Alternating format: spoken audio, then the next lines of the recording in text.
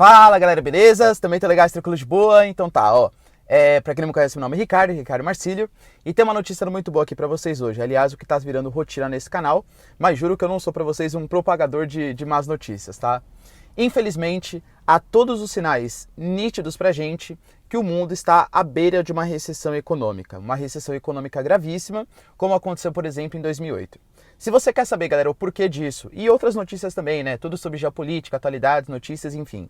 Se inscreve no canal, deixa seu like, compartilha esse vídeo que eu conto muito com a ajuda de vocês, belezinha? Então tá. Bom, galera, é o seguinte, ó. A gente sabe que o centro do capitalismo mundial, basicamente, é Estados Unidos, União Europeia e China. E esses três países, e outros países também que rodeiam, né, esses três grupos aí, outros que rodeiam, eles vêm apresentando sinais claríssimos de recessão, de diminuição econômica. Vamos lá, ó. Primeiro nós temos aqui os Estados Unidos. Os Estados Unidos, mas pô, professor, os Estados Unidos não está bem? O desemprego em baixo, o consumo em alta, exatamente. E se vocês observarem, o Fed, o Federal Reserve, né, nos Estados Unidos, ele manteve durante bastante tempo a taxa de juros alta, porque como os norte-americanos estavam consumindo demais, pelo emprego, havia o risco de inflação, mas nos últimos tempos o Federal Reserve, o Fed, ele foi lá e reduziu essa taxa de juros. Estranho, né? Para um país que está tentando controlar a inflação, você incentivar a economia não me parece uma coisa muito boa. E sabe por quê?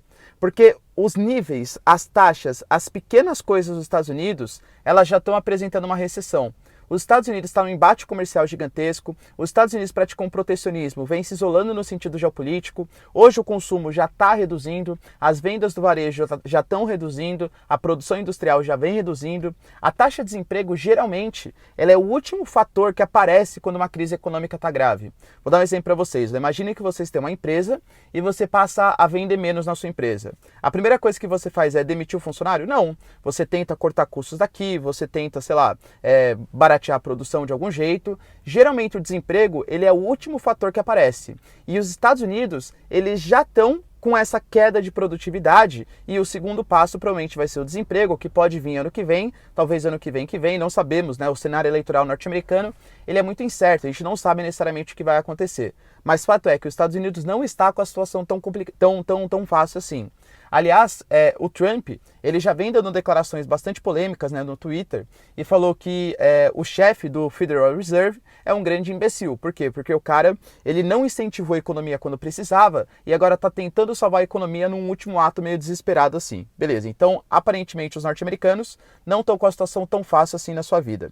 Quando a gente pega um outro exemplo, que seria a União Europeia, a gente tem grandes líderes da União Europeia. Por exemplo, a França, com Emmanuel Macron, e a Angela Merkel, certo? Ali na Alemanha. A França, gravíssimos protestos. A gente tem, por exemplo, Macron a todo custo tentando salvar a União Europeia. A França, sim, em recessão econômica, altíssimos gastos públicos. Mas, para piorar, a Alemanha, recentemente, publicou que pelo segundo trimestre consecutivo vai ter uma queda do seu PIB. Ou seja, a Alemanha oficialmente está em recessão. A União Europeia está em recessão. Se a gente for pegar nos últimos anos, a União Europeia se caracterizou até por tentar manter artificialmente a taxa de juros negativa, exatamente, negativa.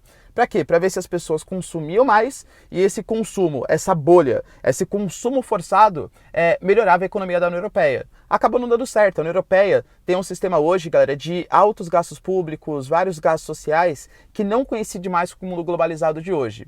E quando a gente anuncia que a União Europeia está em crise, que a Alemanha está em crise, claro que todo bloco sente isso. Como a economia é globalizada, todo mundo sente isso. Convenhamos que a gente está no momento de Brexit, a saída do Reino Unido da União Europeia. O Boris Johnson já anunciou que o Brexit vai acontecer, nem que seja um hard Brexit, ou seja, um Brexit sem nenhum tipo de acordo.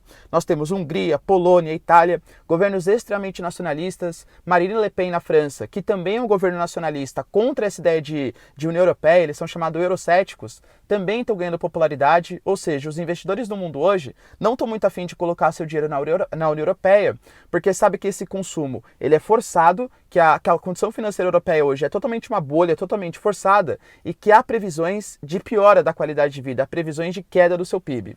A China, digamos assim, ainda é um reduto que está sustentando o capitalismo mundial. Mas mesmo assim, as notícias que saem pela mídia é de uma redução, uma desaceleração do crescimento chinês. A China, por exemplo, tem hoje uma crise previdenciária, proporcionalmente muito mais idosos do que adultos. A China hoje, de novo, passa por uma guerra comercial com os norte-americanos. E a gente está falando das duas duas maiores potências econômicas e comerciais do mundo não comercializando uma com a outra, vocês imaginem, galera, o impacto que isso pode ter na economia mundial. Porque se o capitalismo é sustentado pelo consumo, se as duas maiores potências não comercializam uma com a outra, isso gera reflexos no mundo todo.